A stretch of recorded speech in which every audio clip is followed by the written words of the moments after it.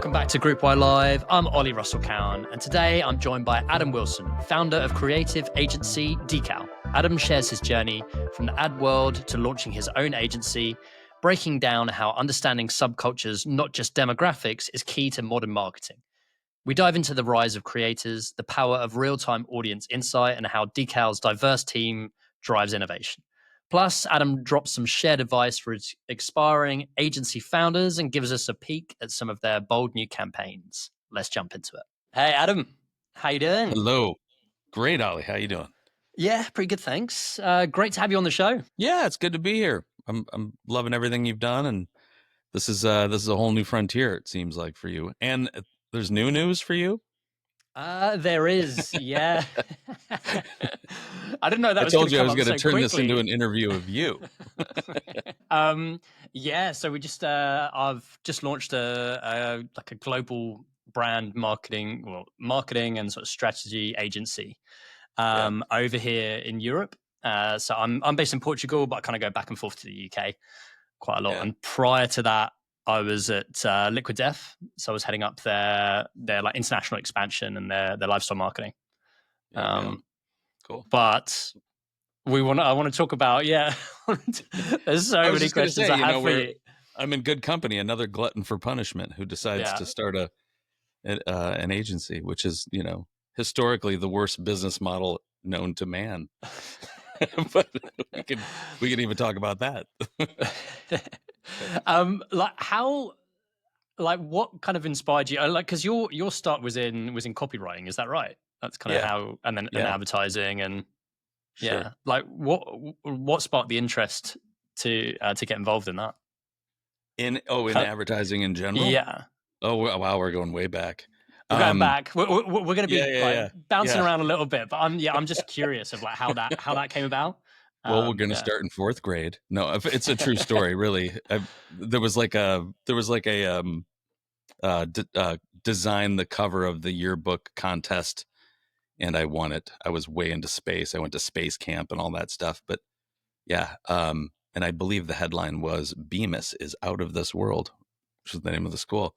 I've since evolved as a copywriter. I'm happy to report. But no, there was a lot of formative moments. I mean, this is also a true story. Senior in high school, my parents, ever the entrepreneurs, decided to put on the first time home and leisure show at Cobo Hall in Detroit, and they hired a quote unquote ad guy. My dad literally gave him his life savings. The guy squandered it. No one came to the show. Turned into a massive debacle. My parents literally filed for Chapter 11 bankruptcy over this, right? So that was a moment where I'd always been interested in like the visual communication, written communication to elicit some sort of response. I don't know why, but it just has always been in me. And that was a moment where I was like, who is this mofo? And how, why did he do that? And what could have he done differently? And so there was an interest there. But I didn't go to ad school. I didn't do very well in high school, to be honest with you. So I had to beg to get into Western Michigan University, and tried to get out of there as fast as I could with whatever degree I could get. So it really came down to, I just need to get into an ad agency. So I started as an account coordinator with J. Walter Thompson, and they shipped me down to Memphis, where I helped run a regional Ford dealer group.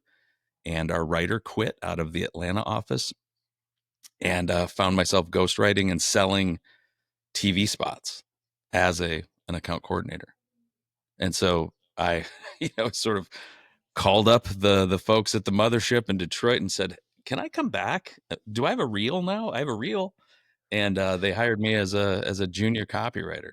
So that's the short. That's how it kicked off, right? Yeah. The story, yeah. And how was that time kind of working in those agencies? I mean, early on, it was really weird, because if you think about it, I came in when, say, like the Mad Men days were sort of long over with, but the people were still there, right? Like I literally interviewed with a guy named Dick Howding, who wrote "Have You Driven a Ford Lately?" wore a bow tie, like had a fake toilet sitting on his desk, and he literally removed a piece from my portfolio, crumpled it up, threw it over his shoulder, hit the button on the toilet for it to flush, and then went ha ha ha, like this evil laugh. So yeah, I came in during that point of time where it was still very much focused on print and Mhm. TV and radio, right? The holy trinity, and I quickly took to it and found myself, at shoots and making TV commercials and winning awards for print ads and things like that. Um, and there was a point at which my wife and I were like, we're going to start having kids here, and I kind of was bored with it. I've always been a bit of a nerd at heart. Like, what's next? Like, how can we do it differently? It might be some of the skateboarder in me, right? Like, how do we iterate? How do we do something different with what we have? And I literally decided I'm going to leave this thing. So I started poking around with friends, and some friends worked at a digital agency called Organic, working on Jeep.com, and they said it's awesome. Like, we get here at 9 and we leave at 5, and I'm like, sign me up. So I was literally running from away from advertising. Just because, Like I mean, the hours are insane, right? And kind of, then just the hours were insane, and it just felt very rinse and repeat. It just didn't feel new. yeah. And but unbeknownst to me, I had no idea I had strapped myself into a catapult, because maybe a year after I arrived at Organic, and was a bit shocked by the the culture of collaboration of so many different disciplines it takes to build an enterprise website and create the content for it and all of that. um, that's when digital just sort of exploded. It Mhm. became the darling, right, of the industry. And I landed at a point where there was a guy named Jeff Bell running Jeep, who was very much that fail fast forward kind of guy. And Colleen DeCourcy, who went on to be this legendary leader of Wyden and Kennedy. She was my advertising mom for a minute. And those two, along with myself not really knowing what the hell I was doing in digital, I was the brand guy. I was like the only brand guy around. Jeff Bell wanted to start doing stuff on the internet, webisodes and all kinds of stuff. And we did stuff that frankly should have gotten me fired. Um, we did some things that were quite groundbreaking, um, way ahead of their time. Were But they giving you that loads of freedom as well? Like, oh, or was tons. the was the client kind of like, were they pushing back a bit, or they were like, No, yeah, it was like, tons, and it was like, here's a $500,000. Go make make some kind of episodic thing, right? Put it on the internet. And so, amazing? yeah, I mean, it was just this weird confluence of really interesting, forward-leaning people like Colleen and Jeff, and in this whole new world, right? Like, I literally remember the day YouTube launched, and within 4 hours of it launching, we had created the Jeep channel, and we're uploading everything we could get our hands on. I mean, it was, No, like that quickly. I thought like oh brands yeah, would just yeah. be No, like, this thing YouTube is not going to work. well, I mean, It's just a fad. Like, that was before that's before you had to pay like 50 grand or whatever it is now for a fully branded channel. I mean, they didn't have branded channels at that yeah, time. I mean, we were having conversations with clients where it was like, you know, so what do you guys think? Is MySpace or Facebook going to win?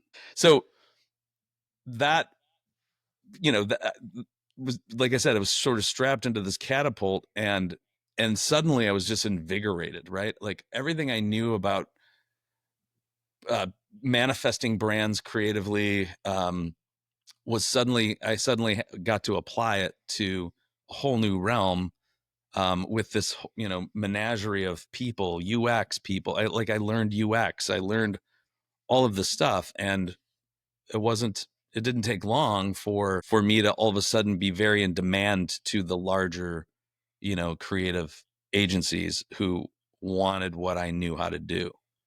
And and then there was the period which I will call the digital pixie dust period, where it was like, I'm not picking on McCann here, but like my time at McCann was very formative because it was like, oh, I get it. You just want me to sprinkle like digital pixie dust on the ideas that your quote unquote traditional creatives are making, right? Yeah. And so that was a period of time where I was like, why is there a line in the sand? Like, I know how to do both. No, so I'd go to a brand agency and they're like, oh, you're a digital guy. And then I'd go to a digital agency like, oh, you're a brand guy. And I just wanted to throw both middle fingers in the air to all of them. But yeah, McGarry Bowen, boy, I'm really giving you the trip down memory lane. McGarry Bowen was really the moment where I got to bring those two things together. They were, a wonderful agency, gave me the opportunity to lead brands top to bottom, right? So Mhm. with Lunchables, for example, one of Kraft's $7th billion brands, I would have a meeting in the morning about UX of a landing page, and then the next meeting was going through casting with clients. So I really got to flex both sides there. Nice, and that kind of keeps it interesting as well. And you know, and when did you think like you wanted to go brand side, and like the Yeah, opportunity with Carhartt? Like how did that kind of all come about? yeah. Well, I mean, I don't tell this story very often, but I did want to start my own shop right around the time I was at McGarry Bone in Chicago, and actually formed a fairly good relationship with Rob Dyrdek working on that Lunchables campaign. So I got to go to the Okay, Fantasy Factory and all that stuff.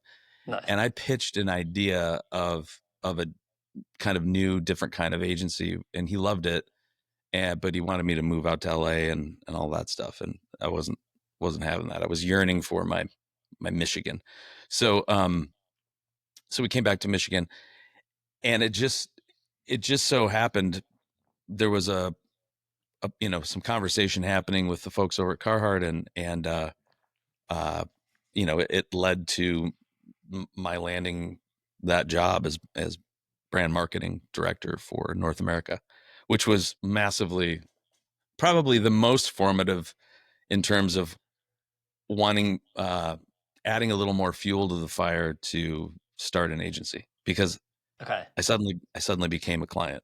I suddenly felt I saw all the blind spots they see. I felt the real balancing act of how much you do in house and how much you rely on agencies for. So it was quite eye opening, and ironically, I really wanted to stay there for I was like, I pictured my retirement cake there. It was wonderful because it was a brand I always loved. I kind of grew up with it here in Michigan, but the pull of starting my own shop just kept tugging harder. So and with that start, I've heard a little bit about the just on a recent podcast that you did with Tony, and about how you got him involved. Could you tell me more about this press release that you sure, sent Tony Hawk to kind of get him yeah, to jump into the agency? yeah, sure. Yeah, I mean, I had bumped into him a couple times, and again, I was working at Carhartt at the time. I mean, it's a great story, which I think you would love, which is old the old skateboarding pack still stays in contact, and one of which is Joe Brook out there at he's been the photographer at Thrasher for years. You may have bumped into him here or there. um and then Jeff Scroggs, are another guy. He and his wife were emptying their pool because they were going to fill it in, and we all started skating it. Not well, but we started skating it in like a suburb of Detroit, which is just unheard of, to have a skatable pool uh, in Michigan, and they're becoming less easy to find out west. So Joe started telling skate teams, and a lot of skate teams were coming through Detroit because it's just a great spot, right? There's so many great sort of DIY spots and all that. And anyway, he started sending skate teams to my friend's backyard pool. So, like the Nike skate team, which showed up and we're there skating with them, right? And then we heard the Birdhouse team wanted to come, and I'm like, oh shit. So, you know, I drop everything I'm doing. I grab a bunch of Carhartt swag and I go over there, and Tony and his team show up and just raged that that pool. I was working and getting a skate park built at the time. That's a whole nother part of the story, but I ended up asking a few of his people on his team if they'd do like a little video for us to help, promote our skate park project here. Mhm. And then Tony walked over and he says, I'd be happy to do one. I'm like, okay, cool. Thanks. That's great. And then he left. And I'm like, how the hell do I get a hold of him? So my friend Joe Gall goes by Camera Jesus on Instagram, if you don't follow him. He put me in contact with Tony. But it took about, to get around to finally answering your question, it probably took me 3 or 4 months to really figure out, like, how do I present this to this guy? I didn't want to Because he would have send had him. it all, right? And he would have, got so many pitches for different things, and For yeah, sure, he's always getting pitched, and yeah, there's an integral part of the story. Sorry, his first employee ever, Jared. My love Jared. He started 900 Films, which is Tony's production company. I think his first job was literally sewing samples when Tony did the thing with I think J.C. Penney. He had like a line of kids clothing. Mhm. Um, anyway, Jared and I became instant friends and like pen pals, basically. And of course, he was trying to get some production work out of me at Carhartt. Like he wanted to shoot something. Anyway, I finally told Jared, I'm like, I think I know what I'm gonna do. I'm just gonna write the damn press release. He's like, what do you mean? I'm like, I'm gonna write the future hypothetical press release. We do this all the time in creative development. It's a great method for sort of road testing an idea. Can you Yeah, write a press release for it?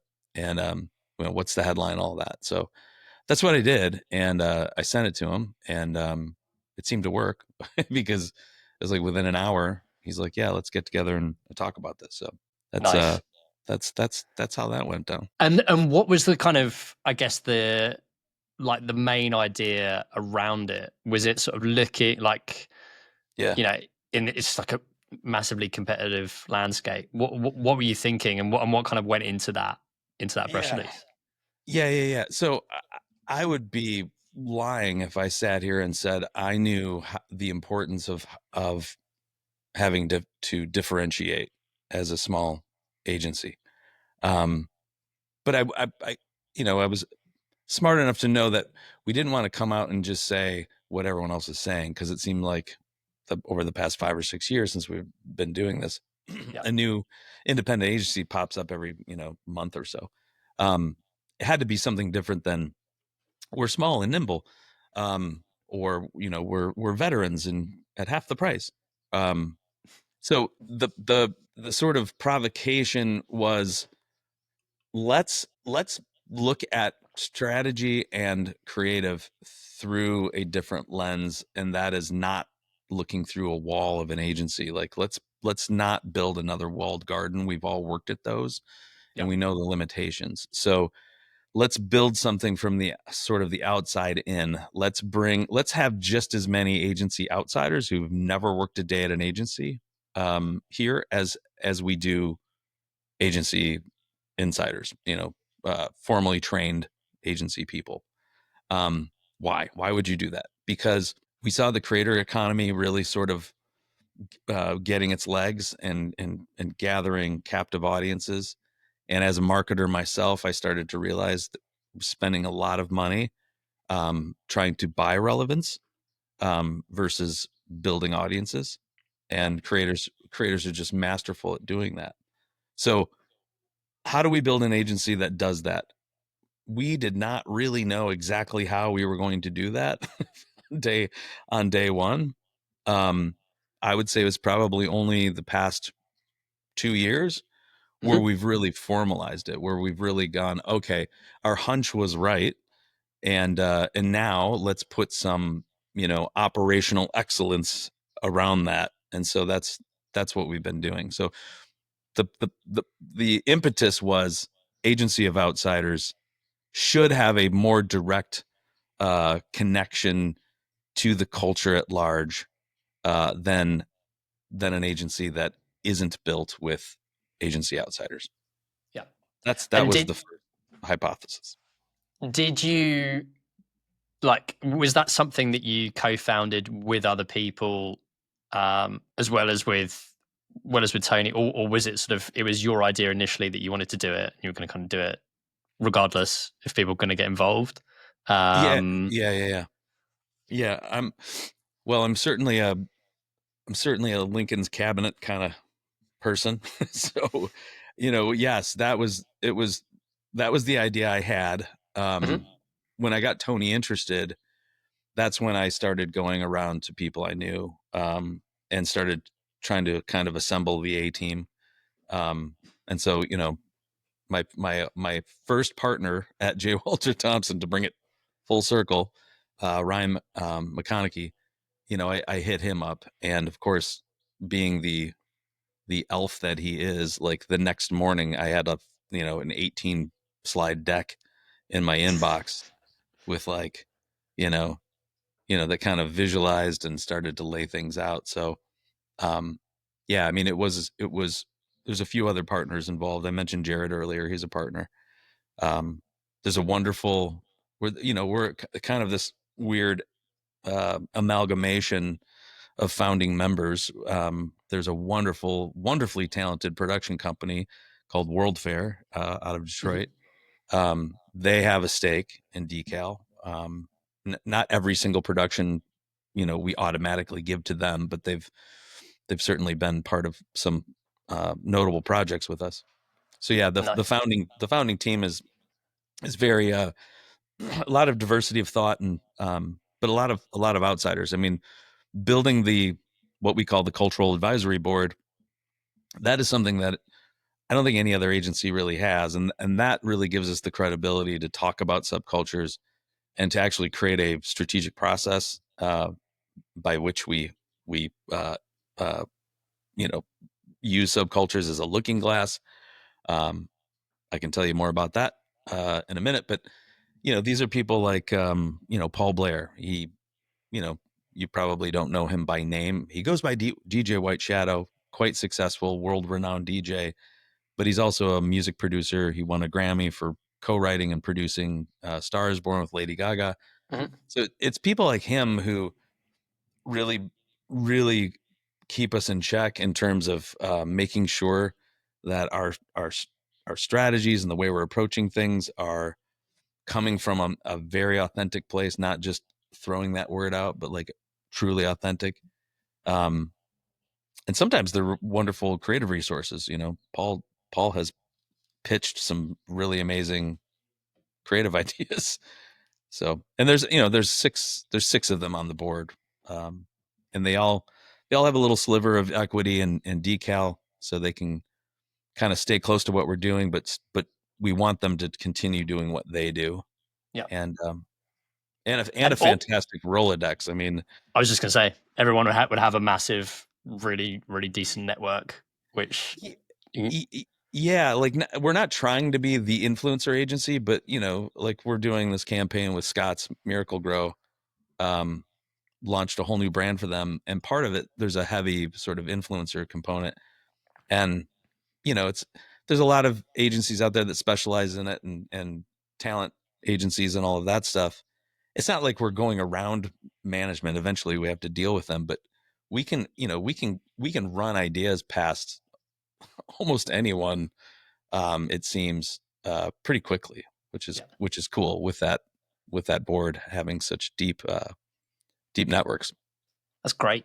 And like, how's the process then with the subcultures? Is it kind of Yeah. like looking at a particular sort of target audience and thinking kind of how do you break that down Yeah. Yeah. So from these communities? And like, yeah, can you yeah, explain that a bit yeah, more? yeah. So I mean, I kind of need to set it up a little bit, and it'll go back to that, how creators know their audiences better than brand leaders do. I mean, Hmm. it's just a fact. They just do, which is ironic again, because there's so much first party data available to them. We're sort of swimming in it. but that's kind of the problem. So it leads to this massive waste of time and money with them trying to buy their way to relevance. And so creators, they own the attention economy, but so Mhm. they haven't just like collectively gathered more eyeballs. They continue to captivate those audiences because they've been learning their interests in real time. While meanwhile, most marketers are crunching massive piles of first party data that will probably be fairly irrelevant in 60 to 90 days with how fast culture moves. And then they bucket. So not only are they sort of like lagging, then they take the extra step of bucketing those people or the consumers into these tidy demographic groups. And then you end up seeing that in a brief, or you'll see it on a persona slide. The problem is those aren't really groups at all if you really get down to it, because their real interests generally transcend things like household income. Now I'm gesturing, um, gender, education, all of that stuff, right? Yeah.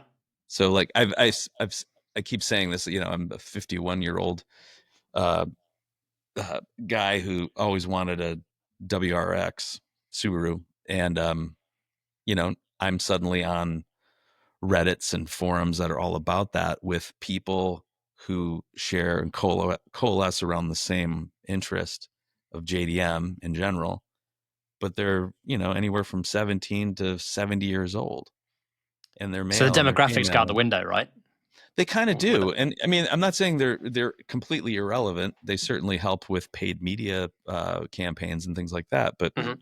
so what we do is we instead of coming in and going, hey, we've got to redo all of your consumer research, or because we're not looking for a 6-month to 12-month arduous process.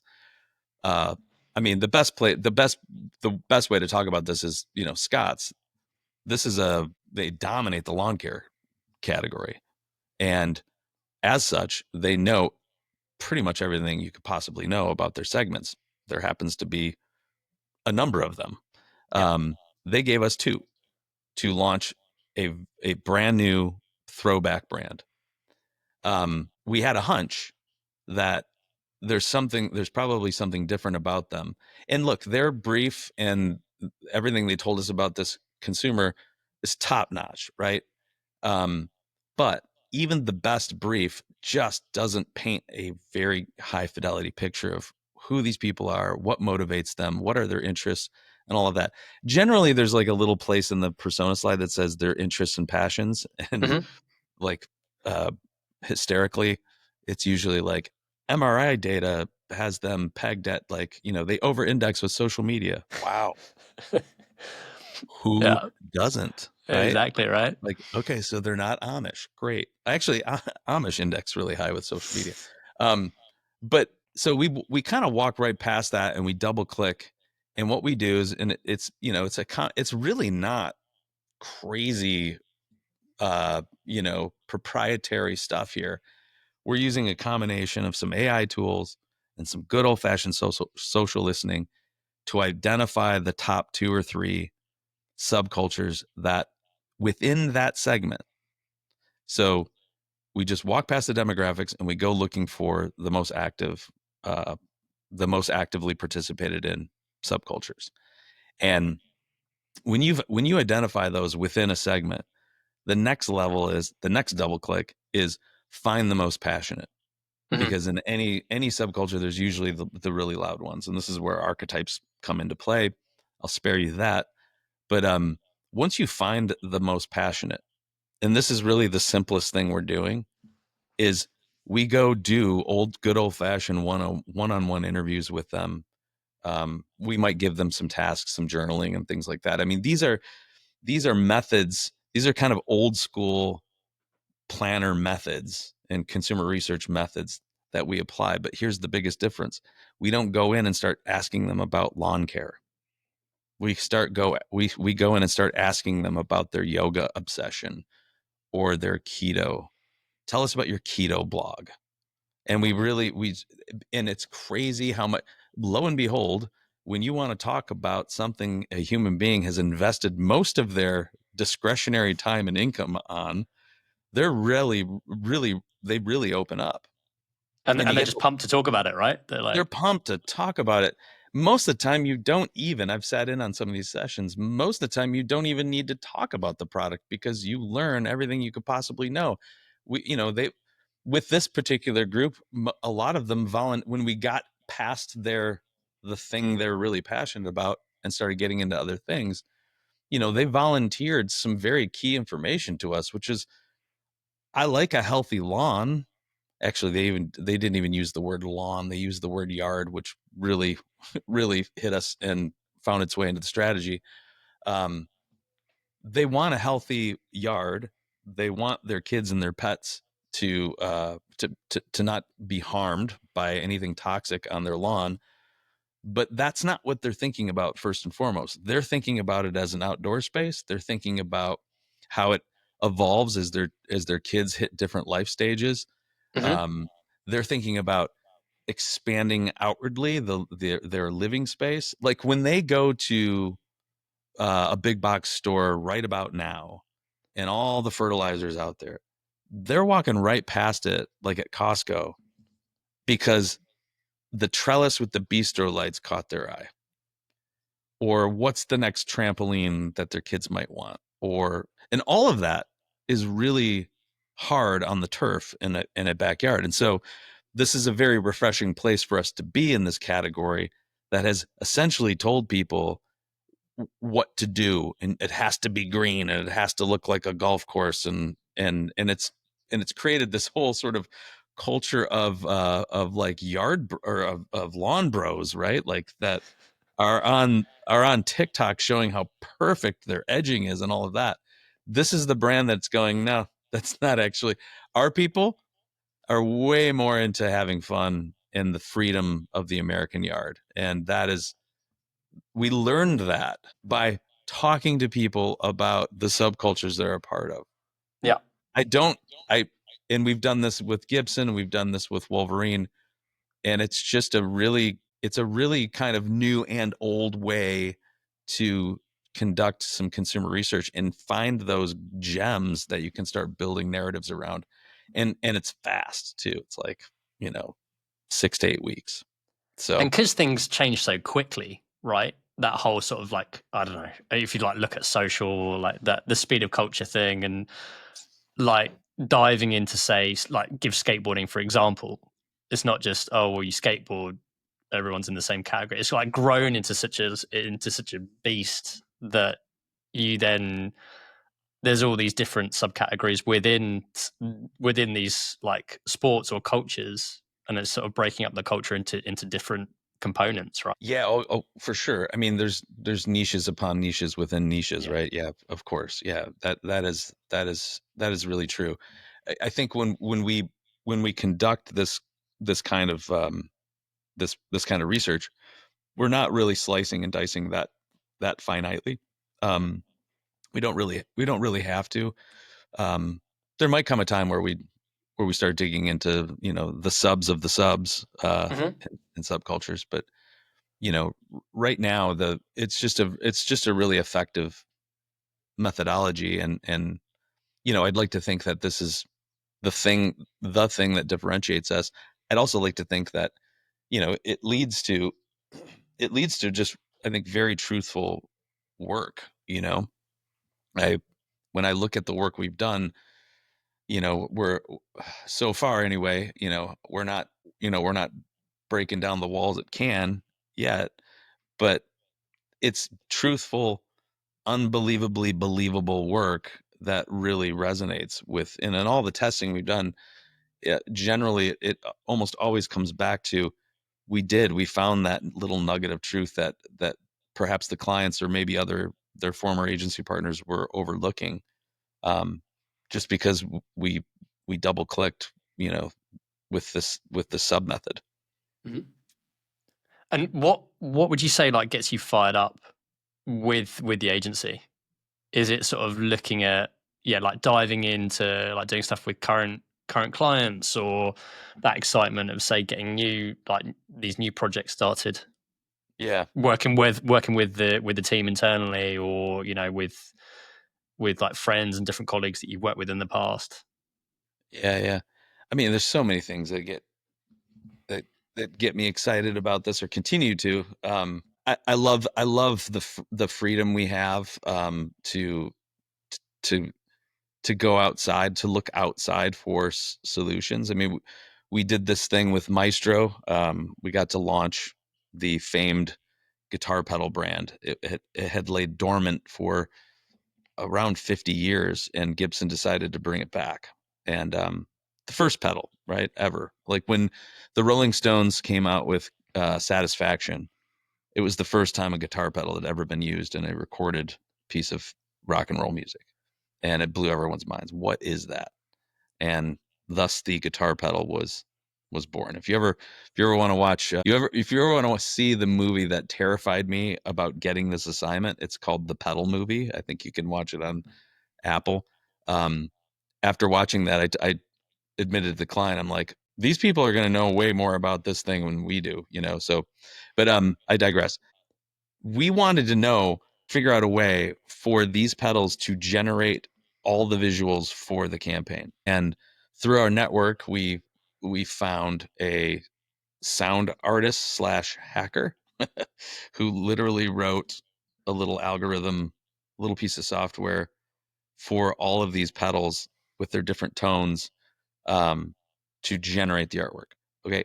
You Nice. asked me what I get excited about. I get excited because at other agencies I've been at, we could have had that idea and we would have had to gone to the agency producer who would have probably turned us to a 3D, you know, like the Mill or someone like that, which are all wonderful resources.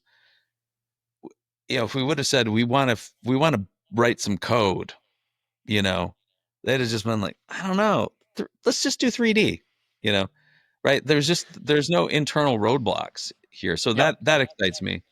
Um, I think the other thing that excites me is the challenge of landing larger enterprise clients as such a small agency and really delivering for them and really proving that you don't need 25 little people on a Zoom call to Yep. make things work.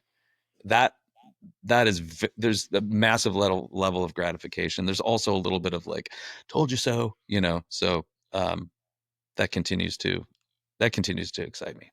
But would you say that like that's from your background and sort of having that experience with working like massive clients in the past, like a Nestle or Jeep? You know, Yeah, oh you've for kind of sure. Oh like you've got that CV, right? So it's kind of like looking at it and going, well, you know, we have done stuff with similar brands. yeah, oh yeah, for sure. Yeah, I mean having been on the inside at larger agencies, even small ones, and then on the client side, yeah, that no doubt, no doubt. I mean, I, I'm not saying we have it all figured out at all, but you know, and there have been times where we've bitten off more than we can chew, but we quickly remedy that. Yeah, and I think in terms of like scaling, we're we're there. Like at a there is a fairly good sized contingent of very talented people that we occasionally work with on a freelance basis or whatever. I mean, thank goodness the large holding companies are doing this back to work thing and or back to the office thing, because when we started this, the the the thing we were a little concerned about is we were going to have to rely on freelance talent. But at the time, this was pre-pandemic. At the time, most of the really great people were, you know, sitting on big salaries at big agencies, Yeah. all right, or midsize. That all flipped, right? A lot of the good ones are now free agents, and so there's a bunch of them. There's a lot of them. We love working with them. They love working with us. If we were to land a client that required another 6 to 8 people in headcount, we could activate that in probably 3 to 4 weeks and hit the ground running because we've Very good. already worked with these folks. So that's the that's sort of this thing we're banking in the background, which is we've got a really good reputation of being very collaborative with talent, and we've got a really fun way to do things. And generally, there's just the political noise here is virtually non-existent. So it's, you know, the ability to scale. I'm answering a question you didn't ask, but that's It's good. It's spot on. It kind of like leads to the next question in terms of just sort of starting this, and like I'm kind of going through this at the moment. Like the advice, like if someone was going to start their own thing, looking at like an agency or a services business, what would be your key? I'm sure you've got multiple bits of advice, but yeah, if there was one thing or like one takeaway, knowing now, like just before you, like in comparison to when you started, what would it be? If you can, I mean, well, it's two parts. First part is really, truly figure out what is your differentiator and what thing are you going to solve for prospective clients. We sort of had it figured out. Looking back, if I could go back, I'd want to further figure it out. I would have liked to have gotten to a point of operationalizing it way faster than 4 years later. Okay. Not that we wasted time there. We did some great work, and we sort of learned. So that's thing one, like get your differentiation figured out, and it has to be rooted in what have you done for me lately? Um, you know, the old adage of like, what's keeping clients up at night? Like, if you don't understand what's keeping them up at night and have something specific you can do to solve for that, then you don't have differentiation. Okay, let's say you have that. Second thing is, if you can, find a client through your network, an old relationship, whatever it is, that needs that thing solved before you launch. Like, you don't have to get all the work done, but like land that first client that lines up with that thing you do, and then launch. Versus, because what's going to happen is you're going to get lots of client opportunities, right? Because you need revenue that don't totally match that thing you do. And they can very quickly start defining your internal processes and who you hire, and and the kind of work you do. And so it's probably cliche advice at this point, but it's true. And did you guys have like a North Star of like, okay, well, this is where we want to go. This is the type of work we want to be doing. The industries, categories. Like, were you going in niche to it, or were you like looking at like broader? Yeah, that's that's a real good question. I mean, I'll start to answer that by saying, and I probably say this every time I talk to someone, is I really envy the simplicity and the clarity of of the messaging and the positioning of Partyland, the agency. Their their provocation is really simple. What happened to humor in advertising, right? Yeah. And from what I know about them, they're not they are fully equipped to take a retainer client and handle all the accoutrement of the marketing ecosystem, right? From full funnel, right? It's from the awareness on down. They are just staying up here at full funnel. You can find your other agencies can do your performance marketing, your other agencies can do. We are just going to do the big funny idea. We're going to ground your right. I love that. We have struggled with we're we're very we're very focused on the problem of buying your way to relevance, and we've got a way to sort of do that differently. We're really about a different way of being a brand steward, and we partner very intimately with clients to do that. So they have to have that. They have to have that will, and to want to do that. So I feel like I'm meandering to your from your original question, which was again. So yeah, so like whether you go I did broad it. or whether you go niche, like it's Oh similar. yeah, Like when I was at Liquid Death, like they had an in-house creative team called the Death Machine, yeah. and the focus was like, how do we break the internet that day when we launch a new Oh piece yeah, of yeah, work, a new bit of yeah, campaign? yeah, yeah, Like the whole thing was like, if it's going to make us laugh, it should make other people laugh as well. So comedy, yeah, humor, yeah. that was it. Like, Yep. and then everything else kind of, all the quirkiness kind of goes off the back of that. But the main driver was, is it going to be funny? Yeah, And then yeah, they'll yeah, build that internally, use freelancers and use other people outside as well. Yeah, so it's kind of like looking at these things, going, okay, well, are you sticking to a certain theme, certain niche? Yeah, if you go too broad too quickly, that sort of thing. Yeah, I think the specificity you're looking for here is probably going to be more in the strategy realm for us. It's not so much the output that we're very specific about, you know. It's really the input, and Yeah, you know, we're the we're the strongest when we have a pretty clear remit, and generally those are problems that are larger. So for example, with Gibson, our remit with them is, you know, there's no alarm bells going off over there right now, but there certainly is a perception. We call it kind of the Harley Davidson problem. There certainly is a perception that that is the brand for the older white affluent guitar collector who's super precious, and they're just, you know, versus Fender, which is like, it's still thrashing on stage with these younger bands and all of that. yeah, So, you know, the remit with them is how do we begin to turn that around over time? So it's a long-term remit, but every time we've done a product launch with them, that's the filter through which everything passes. So that, you know, so if there's a wheel, I think you're asking kind of like, what's the wheelhouse? What's the niche? What's the thing you do really well? It's whatever that long-term remit is. Um, we all just need to sort of clasp hands and know that's what we're trying to do over time.